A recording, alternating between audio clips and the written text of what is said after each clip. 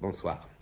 Paul Delvaux, notre grand peintre, vous le savez, a été récemment, voici quelques semaines, reçu sous la coupole. Et cette expression, qui est passée dans le langage, signifie bien entendu que Paul Delvaux est devenu membre de l'Institut, c'est-à-dire membre de l'Académie des Beaux-Arts de France. Et c'est là un honneur assez insigne et qui n'est que très exceptionnellement accordé à des personnalités non françaises, c'est-à-dire l'importance de l'événement.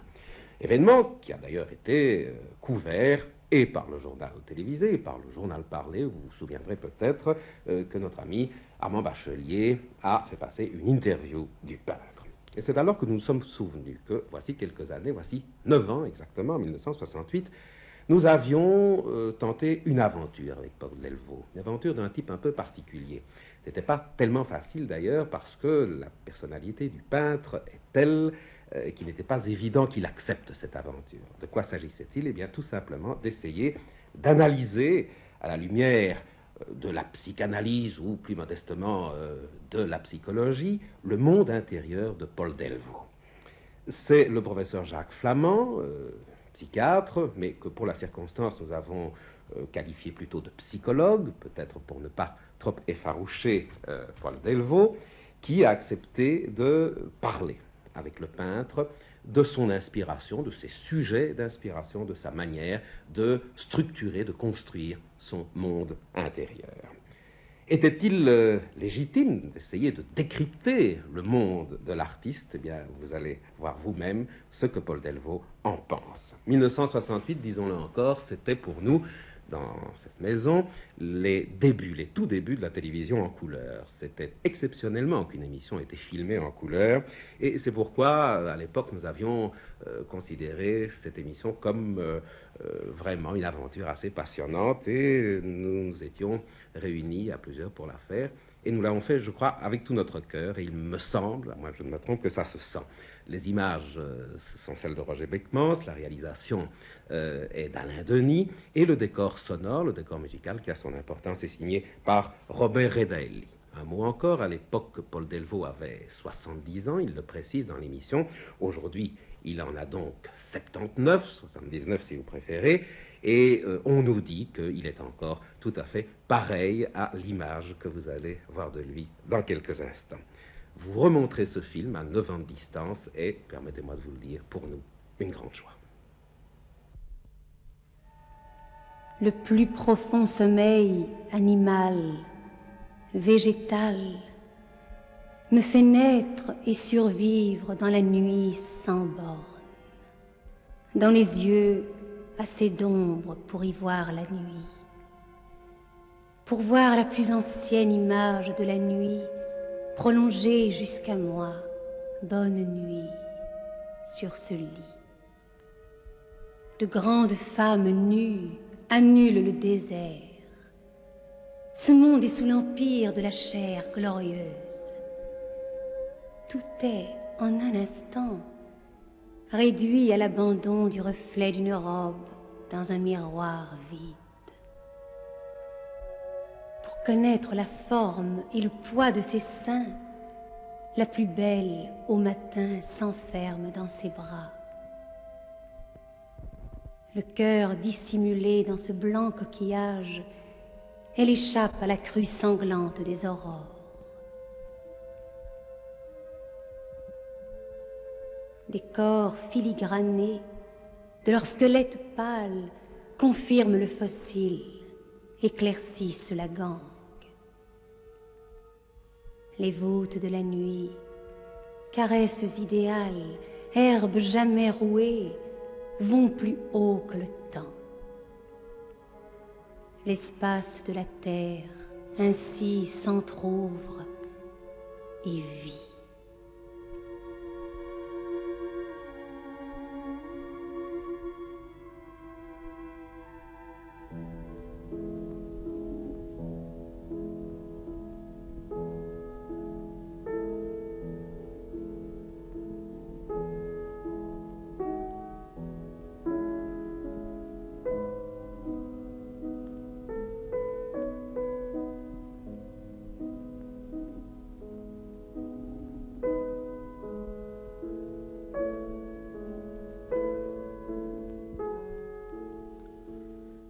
La tentation est grande, devant une œuvre comme celle de Paul Delvaux, d'élaborer ce que l'on pourrait appeler un contrepoint littéraire.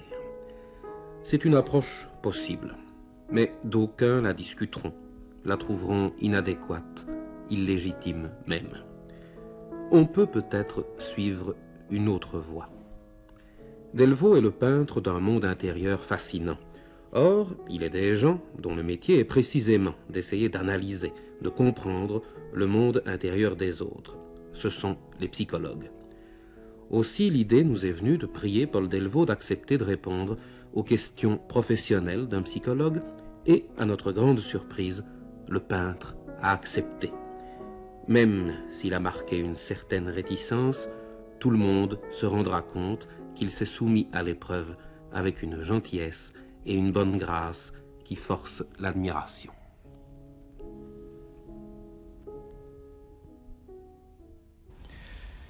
Puisque vous me permettez, M. Delvaux, de vous poser quelques questions, est-ce que vous pourriez nous dire si, lorsque vous travaillez, lorsque vous créez une œuvre, le processus, disons, votre travail créateur, s'apparente un petit peu à la rêverie, par exemple, quand vous procédez à ces assemblages, ou résulte-t-il plutôt d'une action tout à fait délibérée, tout à fait volontaire, tout à fait intellectuelle?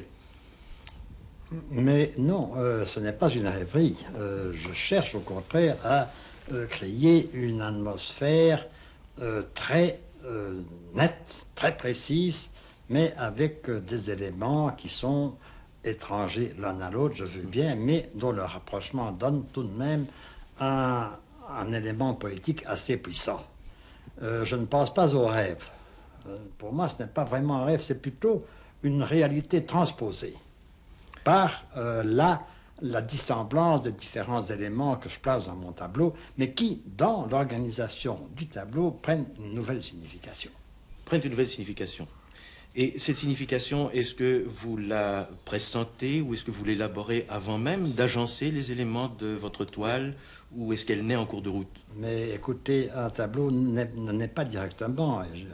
L'idée vient surgir, on ne sait pourquoi, pour quelle raison. Il peut y avoir un élément qui intervient, soit dans la rue, soit en voyage, soit n'importe où, en lecture, n'importe quel élément peut être un élément moteur de la première idée. Si tout à coup une idée se présente à vous, eh bien, cette idée doit d'abord macérer longtemps avant de prendre naissance. Si cette idée, au bout de 2 mois, 1 mois, 3 mois, puisse prendre tout à coup, résiste au temps, si elle tient le coup, alors on se dit qu'il est possible qu'on puisse en sortir un tableau. Et à ce moment-là, on commence à essayer de mettre cette idée sur papier, donc avec des éléments différents. Évidemment, là, on se trouve devant un problème difficile parce que l'idée, c'est vague, c'est une rêverie, comme vous diriez très bien, mais sur le papier, c'est plus une rêverie, c'est une réalité. Il faut la mettre en ordre, cette rêverie. Il faut la mettre en ordre, il faut l'organiser. Et l'organiser dans des structures plastiques, au fond. C'est ça, exactement. Et alors, quand vous avez fait ces différents travaux d'approche, et que vous avez fait vos croquis et vos dessins, vous pouvez seulement alors songer à commencer votre tableau. Donc, si je comprends bien, une part de la poésie que dégagent vos toiles est préalable, disons, antérieure à celle qui se dégage des éléments proprement plastiques. Ah, bien sûr, au niveau de je l'idée, cherche des toujours un rapprochements. climat, je cherche un climat, ce n'est pas... Je cherche ça surtout, c'est ça que je cherche dans ma peinture, c'est un climat. Un des climats qui se dégage de beaucoup de vos œuvres, cette espèce d'attente, d'immobilisation aussi bien des objets que des personnages. On a souvent l'impression que vos personnages, même s'ils paraissent en mouvement, en réalité, ne sont pas vraiment en mouvement, qu'ils sont figés. De même que les objets, je pense au train, n'est-ce pas, si jolis dans vos gares, on a l'impression qu'ils ne sont pas arrivés et qu'ils ne vont pas vraiment partir. Est-ce qu'il y a là simplement une poésie qui se dégage de cette immobilisation ou est-ce que c'est l'attente de quelque chose? Mais écoutez, je ne me rends pas très bien compte de ça. Quand je fais un tableau, je ne pense pas à ce que mes sujets soient mobiles ou immobiles. Je n'ai jamais pensé à ça. C'est la résultante. C'est quand le tableau est terminé que je m'aperçois, tiens, oui, en effet, les personnages sont muets, ils ne se connaissent pas, ils passent l'un à côté de l'autre. Et je crois que c'est une des raisons pour lesquelles je fais mon tableau, finalement. C'est pour arriver à ce résultat du silence, de l'immobilité et de la solitude. Je crois que ça fait partie de certains processus de tableau. Donc, vous essayez peut-être parfois de rendre par là une certaine solitude, une certaine difficulté de communiquer entre les personnages représentés. Oui, mais c'est secondaire, n'est-ce pas? Je vous en parle parce que vous m'en parlez. Mais quand je compose un tableau, je n'y pense pas. Ça vient, c'est peut-être une résultante naturelle, involontaire de la composition. Mais je vous dirais que le spectateur que je suis réagit à peu près de la même façon. Le premier plaisir que j'éprouve à voir votre tableau est un plaisir purement esthétique et lié à cette poésie. Et je ne pense pas non plus aux questions que je viens de vous poser. En réalité, c'est parce que, disons, un psychologue un peu de métier, n'est-ce pas? Après, je m'interroge un peu, mais je ne m'interroge pas tout de suite, c'est vrai. Non. Non, le fait est que beaucoup de personnes m'en parlent et il faut croire que ça existe puisqu'ils m'en parlent. Mais je ne l'ai pas voulu. Mais dans le contexte du tableau, dans la façon de composer, il est fort possible que ce soit inclus. Il est même fort possible aussi que je désire, sans le vouloir, que ce soit inclus. Vous comprenez?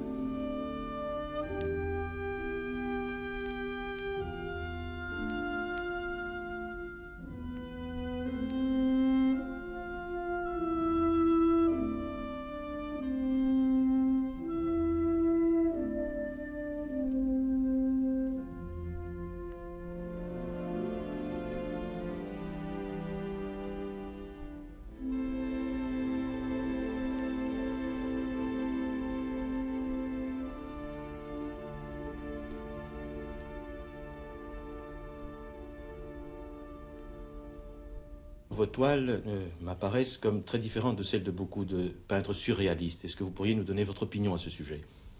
Mais je crois que le surréalisme, c'est un terme générique qui signifie beaucoup de choses. Il y a autant de surréalisme qu'il y a de peintres surréalistes. Chacun a sa conception spéciale de cette espèce de rêve, de poésie n'est-ce pas? Et chacun s'en sert de la façon dont il a l'intention et dont il a l'intention de s'en servir. Et c'est très différent. Marc Sern fait des choses différentes de Dali. Et c'est cependant une poésie, une peinture qui va dans un sens parallèle. De même Magritte, de même Chirico. Chirico, c'est le père du surréalisme. C'est le premier qui a inventé cette espèce d'atmosphère insolite qui s'est placée dans ces villes à arcades et silencieuses, avec de longues ombres projetées par le soleil couchant. Et dont on retrouve quelques échos, quelques analogies dans votre œuvre. Bien sûr, je ne me cache pas. Oui, j'étais très influencé par Chirico au début. Très. Donc vous considérez que votre peinture appartient de façon générale à ce courant surréaliste, mais... Oui, sûrement, je crois, enfin. Mais seulement, peut-être d'une façon un peu moins apparente. Parce que chez beaucoup de surréalistes, l'élément insolite prend une place prépondérante et quelquefois trop apparente. Quelquefois, même l'élément insolite surclasse l'élément poétique. Tandis que chez vous, nous sentons que c'est le contraire. Moi, j'essaie au contraire d'atténuer, plutôt, pas de l'atténuer, mais de le faire entrer dans le contexte de la composition, de façon à préserver la poésie et le sens poétique et le climat de l'œuvre. Tableau.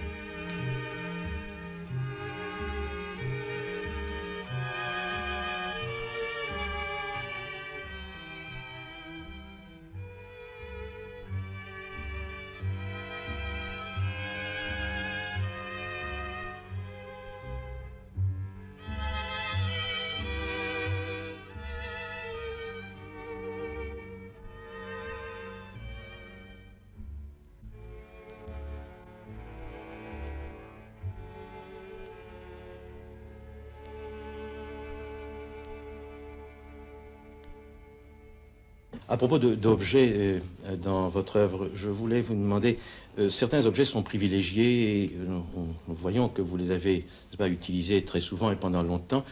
Je pense par exemple aux lampes à pétrole, aux lampadaires ou aux wagons de chemin de fer, aux locomotives. Est-ce que vous les avez choisis en fonction de leur caractère un peu étrange et de leur pouvoir de créer l'étrangeté, ou en fonction de leur pouvoir esthétique, de leur beauté plastique, je dirais? Ou peut-on parfois y chercher des significations plus profondes, un caractère symbolique? Non, non, aucun. Tous ces objets dont vous me parlez sont des objets que j'ai connus étant enfant. Chez mes grands-parents, chez mes parents, on se servait de la lampe à pétrole comme moyen d'éclairage. Il n'y en avait pas d'autre. Et alors, de là, j'ai conservé pour cet élément éclairant quelque chose de très tendre, une espèce de tendresse, n'est-ce pas? La lumière me paraît du reste fort jolie, fort belle. Et j'en ai conservé, je vous dis, un attrait particulier qui fait que j'aime de les mettre, de les placer. Elles ont pour moi une véritable signification poétique dans certains tableaux. Elles éclairent certaines scènes. Et je préfère que ces scènes soient éclairées par des lampes à pétrole que par des lampes électriques ou par des moyens d'éclairage moderne. Pour la beauté de cette lumière, pour les souvenirs d'enfance que vous en avez, et pas pour des raisons plus... Pas pour d'autres raisons que celles-là, c'est pour des raisons uniquement de souvenirs et d'éléments poétiques dans les compositions. La même chose pour les gares, la même chose pour les trains que j'ai toujours aimé depuis que je suis gosse. Enfin, j'avais regardé passer les trains quand j'avais 5 ans, j'y vais encore maintenant, j'en ai 70. N'est-ce pas? C'est donc vous dire que mes amours de jeunesse sont singulièrement vitaux. Mais on pourrait donc peut-être y voir une tenace réminiscence de rêves d'enfance. Oui, mais bien sûr, mais il n'y a pas de doute. Et les gares, c'est la même chose, l'atmosphère des gares que j'ai essayé de reproduire maintenant en y ajoutant ce petit rien que j'essaye même d'y ajouter, ce côté un peu étrange, un peu mystérieux, comme je vous ai expliqué tout à l'heure. Eh bien, ça donne... J'ai donc adapté la gare de chemin de fer à l'élément mystérieux, à l'élément insolite, si vous voulez. N'est-ce pas? Et ça, par souvenir d'enfance, par goût, comment pourrais-je vous dire? Enfin, pour des raisons d'amour d'enfant, d'attraction enfantine. Dont nous savons que, n'est-ce pas, l'âme est très chargée de poésie. Généralement, au fond, nous n'inventons pas grand-chose. Nous avons beaucoup de souvenirs que nous avons eus étant jeunes et qui se sont transformés, qui ont germé, qui ont fabriqué quelque chose d'autre. Mais au fond, le fond de l'affaire, c'est ça. Ce sont les impressions qu'on a eues quand on était jeune, des impressions fortes, indélébiles. Qui réapparaissent d'ailleurs dans nos rêves, parfois aussi, de façon analogue. Bien sûr, pas de doute. À propos d'une de vos toiles que... Si je ne me trompe, est une des plus complexes de votre œuvre et aussi probablement une des plus riches en personnages humains, La Ville inquiète, qui est une fort belle toile. Avez-vous voulu, dans l'œuvre, avez-vous voulu transmettre un sentiment d'inquiétude? Et quelle est l'origine de cette appellation? Je pense. Quand j'ai fait ce tableau, évidemment, c'était la guerre et on était évidemment dans un état psychologique assez particulier. Et peut-être brodant sur cet état psychologique, et je composais ce tableau au moment où de faire quelque chose d'inquiet. J'ai fait ce tableau avec beaucoup de plaisir, avec beaucoup d'enthousiasme. J'ai d'abord établi les grandes lignes, comme toujours, d'après des croquis, sur des croquis. Et alors, une fois les croquis établis, j'ai improvisé toutes les figures dans le tableau. Et j'y ai pris un plaisir immense. Tout ce qui est dans le fond est improvisé du jour au lendemain, au jour le jour. Et il y a tout un grouillement de personnages dans ces toiles qu'on trouve rarement, je crois. Non, mais oui, pour une fois, je me suis laissé aller à une fantaisie de figures dans tous les coins. Il y en a vraiment presque des centaines. Je crois que je n'ai jamais fait ça de ma vie, un tableau avec tant de figures. Et je pense que, justement, psychologiquement, j'avais envie de faire une chose qui était assez bouleversée, assez bouleversante. Assez bouleversé, tout au moins. Et à cet égard, que faut-il penser de ce curieux personnage en chapeau melon qui se trouve à peu près au centre de la toile? Il a une signification d'opposition parce que ce personnage passait devant ma porte tous les matins. C'était probablement un employé, un personnage assez humble, qui passaient tous les jours à la même époque. Et c'est assez émouvant, parce que c'est bien souvent par les petites choses que les sentiments les plus poétiques arrivent. Il devient un peu un personnage de Kafka, là. Il avait une espèce d'opposition, il était perdu, il était indifférent à ce qui se passait autour de lui, mais il était dedans, il était là, dans cette ville bouleversée. Le psychologue est tenté, devant beaucoup de vos toiles, de rechercher des significations à certaines thématiques un peu insistantes ou un peu obsédantes même à ce sujet. Je pense non seulement à la solitude de ces personnages qui ne communiquent pas, qui paraissent attendre indéfiniment on ne sait pas quoi, mais plus particulièrement à certains aspects de la relation entre l'homme et la femme. L'homme est au fond peu présent dans vos toiles.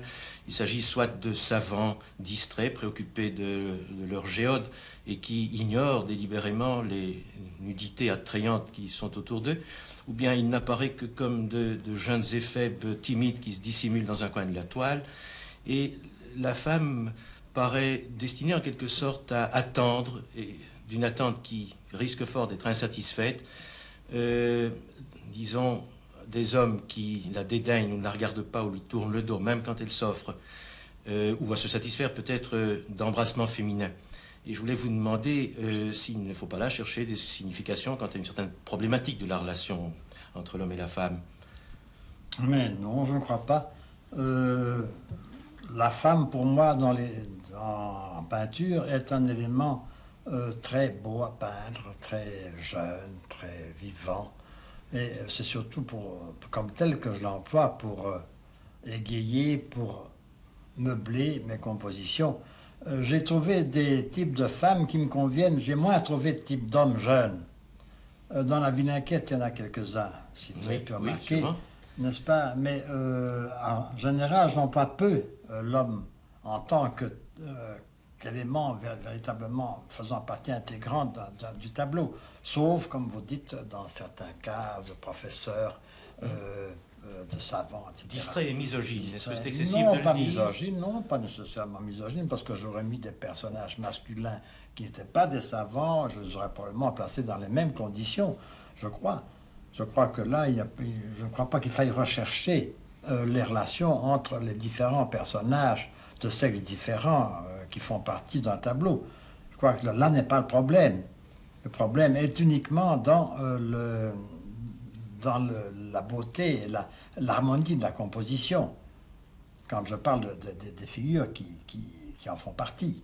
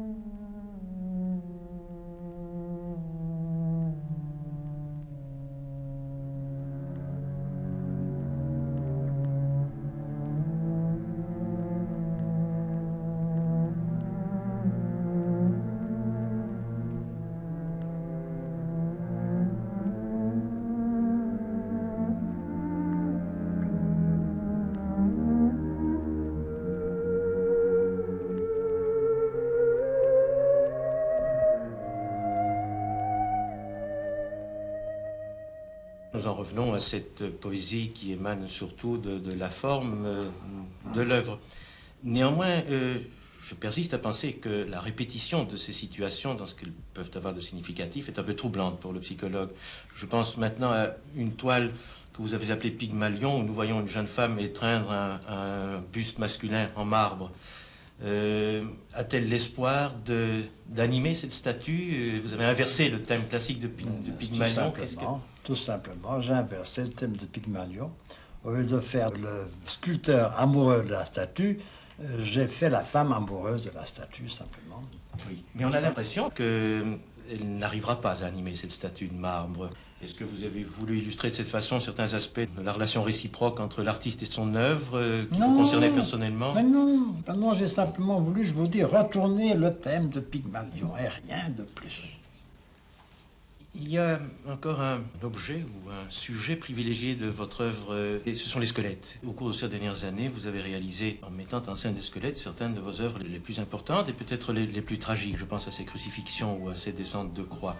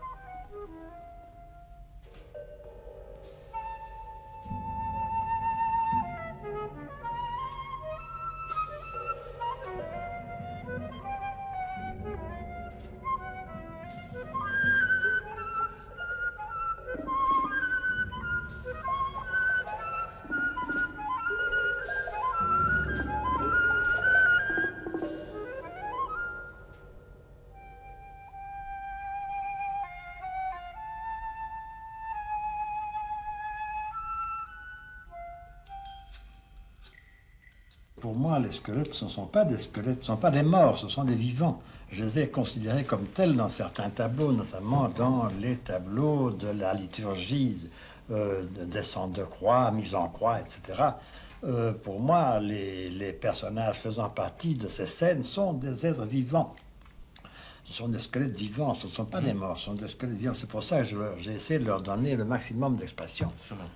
C'est ce qui transparaît d'ailleurs. Mais précédemment, à cette époque, j'ai fait d'autres tableaux avec des squelettes alors qui étaient des acteurs d'une scène, comme je pouvais faire des personnages autres. Pendant la guerre, j'ai fait quelques études au musée d'histoire naturelle avec le squelette vivant, je veux dire le squelette réel, oui. Parce que je n'avais jamais vu jusqu'à présent que des reproductions.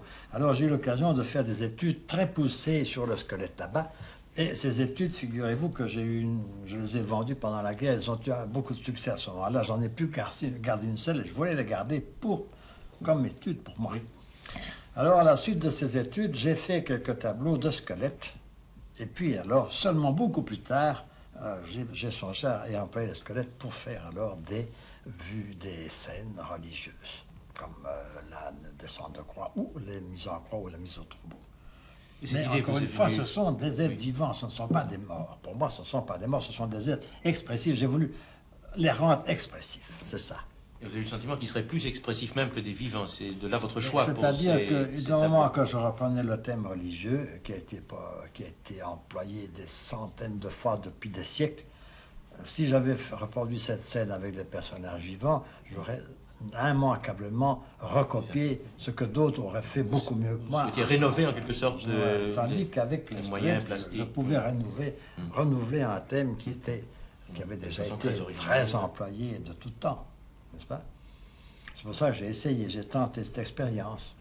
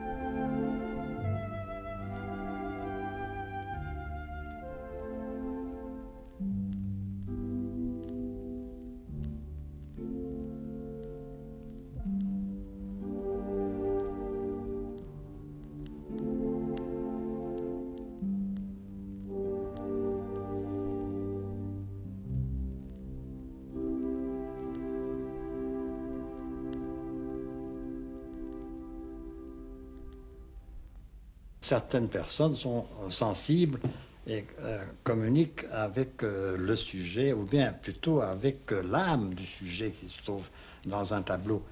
Certaines personnes communiquent, d'autres ne communiquent pas, mais ce n'est pas l'explication qui leur fera davantage connaître, n'est-ce pas, leur donner une raison quelconque.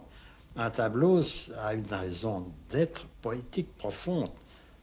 Si vous voulez, on peut parler d'un grand mot, mais qui est très peu usité, c'est le mystère, c'est un grand mot, c'est pas tout à fait ça.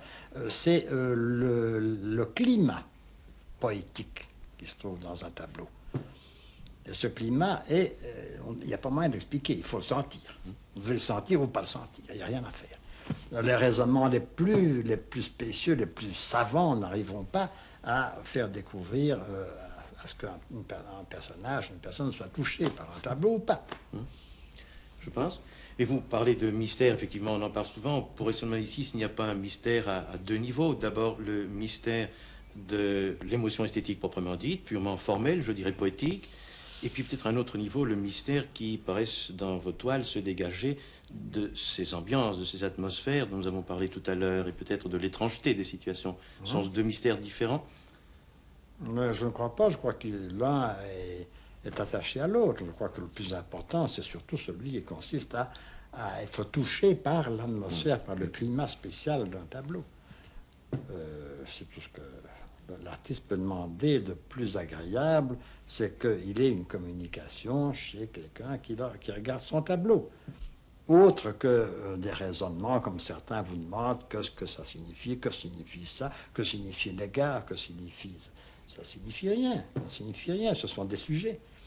Ce sont des sujets qui servent alors à créer cette atmosphère, ce climat que je cherche. Oui, mais pensez-vous que plusieurs spectateurs différents puissent éprouver des impressions fortes, belles, disons, trouver le tableau beau sur le plan esthétique, et cependant réagir de façon assez opposée.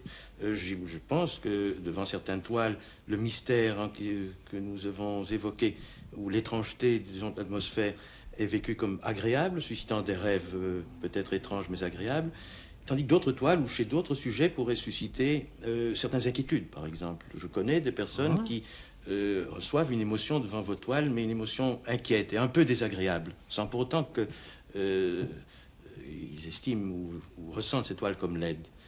Est-ce que parfois vous essayez de susciter une inquiétude? Mais écoutez, je ne sais rien de susciter du tout. J'essaie de m'exprimer, moi, personnellement.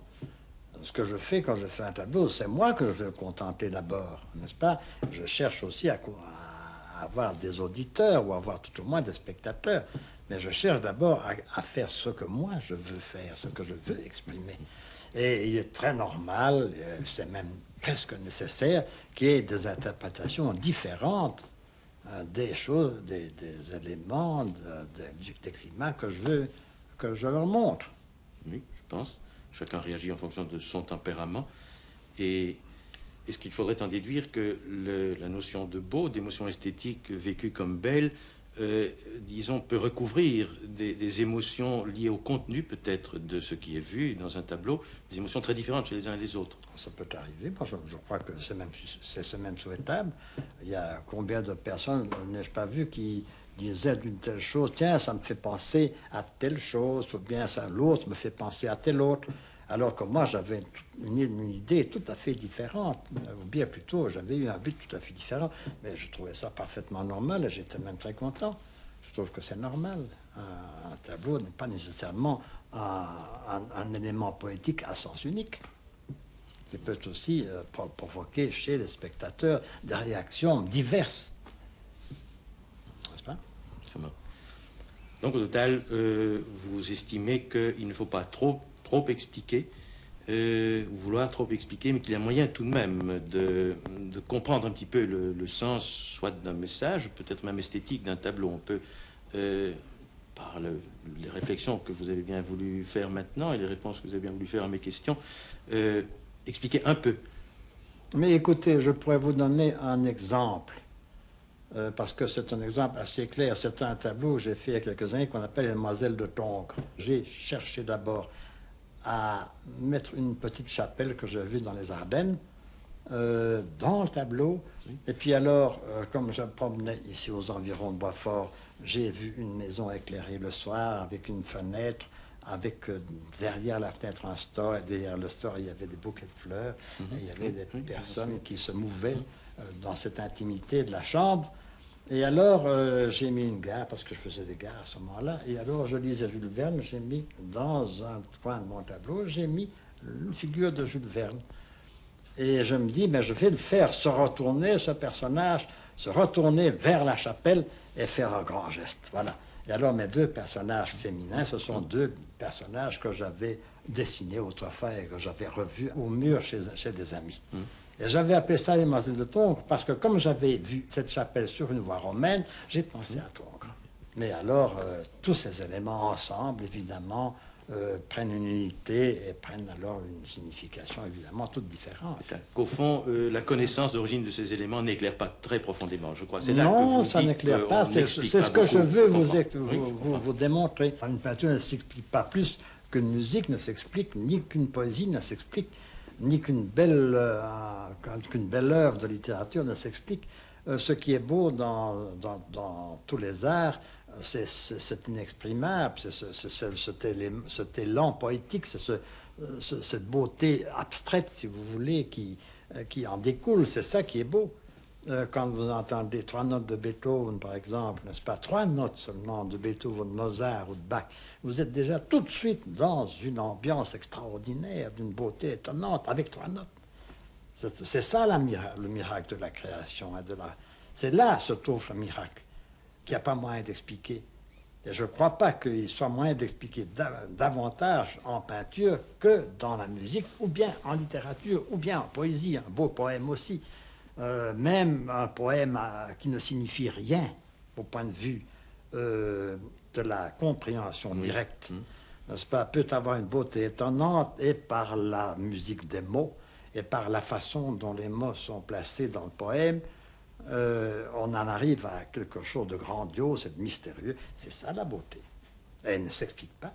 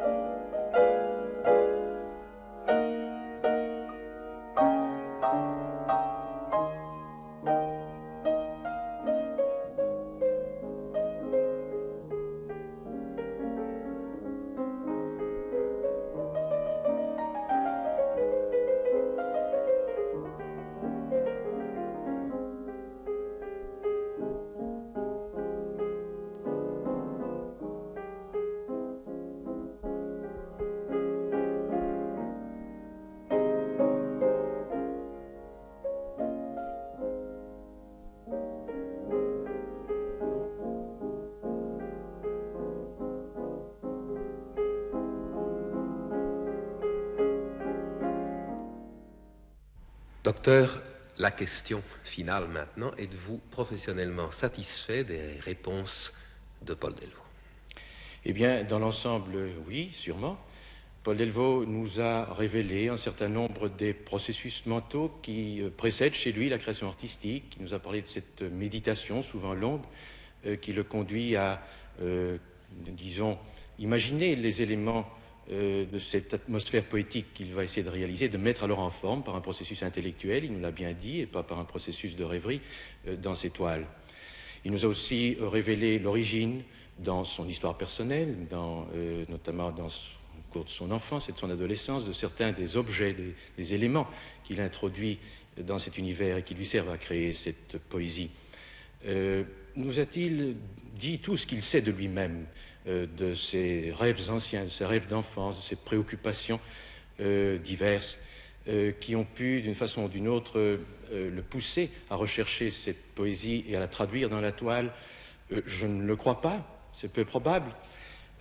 Sans doute, s'il nous en avait dit plus sur certains points, pourrions-nous mieux comprendre encore certains aspects de ce processus et certaines des significations de son œuvre. Mais je crois qu'il est légitime qu'il nous ait eu certaines choses. Et je crois d'ailleurs qu'on ne respecte pas assez à notre époque ce droit de l'artiste, c'est eux qui sont les plus menacés, à voir protéger leur vie personnelle. Mais s'il ne nous a pas dit ce qu'il sait consciemment de lui-même, il y a sans doute des choses qu'il ne pouvait pas nous dire dans les conditions où nous étions, parce qu'elles sont peut-être inconscientes. Et je veux alors dire ici que sans doute des mécanismes inconscients interviennent dans cette création artistique comme ils jouent dans toute l'activité mentale de chacun d'entre nous, n'est-ce pas, que la plus banale, la plus quotidienne, comme aussi sans doute dans les attitudes, les déterminations que nous prenons, comme dans les créations de ceux qui créent, que ce soit des artistes ou que ce soit des savants. Et je crois que pour explorer le rôle que jouent ces éventuels processus inconscients, le rôle que jouent les désirs refoulés, les complexes, comme on dit dans le langage de la psychanalyse, dans cette création, il faudrait procéder autrement, et nous ne pouvions pas le faire. Il faudrait faire une analyse psychanalytique avec l'accord du créateur lui-même, le faire associer sur son œuvre, si vous voulez. Et nous savions ici que ça n'était pas possible.